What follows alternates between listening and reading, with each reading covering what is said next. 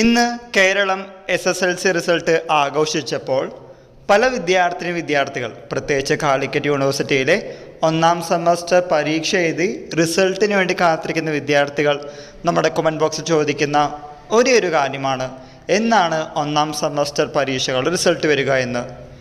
April 24 paper നോക്കിക്കഴിഞ്ഞ ശേഷം ഇത്രയും ദിവസമായിട്ട് എന്തുകൊണ്ടാണ് വരാത്തത് എന്ന് വിദ്യാർത്ഥികളെ പോലെ നമ്മളും യൂണിവേഴ്സിറ്റിയുമായി ബന്ധപ്പെട്ടപ്പോൾ അറിയാൻ സാധിച്ചത് അടുത്തു തന്നെ നിങ്ങളുടെ റിസൾട്ട് വരുമെന്നാണ്. എന്ന് വരും, ഈ ആഴ്ച വരുമെന്ന് ചോദിച്ചപ്പോൾ അവർക്ക് ഉത്തരങ്ങളൊന്നുമില്ല.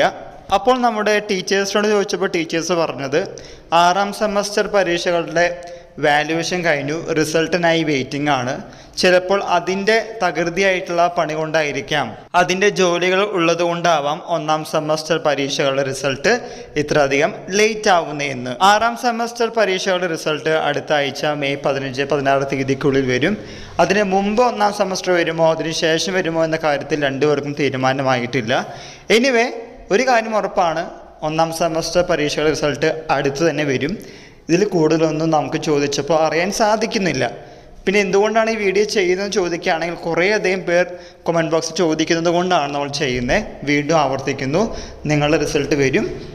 മേ ബി 6ാം സെമസ്റ്റർ പരീക്ഷകളുടെ റിസൾട്ട് വന്നതിന് ശേഷമാവാം നിങ്ങളുടെ റിസൾട്ട്. ഇതുമായി റിലേറ്റ് ചെയ്യുന്ന പുതിയ അപ്ഡേറ്റുകൾ കിട്ടുന്നവർക്ക് നിങ്ങൾ മുമ്പിൽ ഷെയർ ചെയ്യുന്നതാണ്. എല്ലാവർക്കും ഒരിക്കൽ കൂടി നന്ദി, നമസ്കാരം.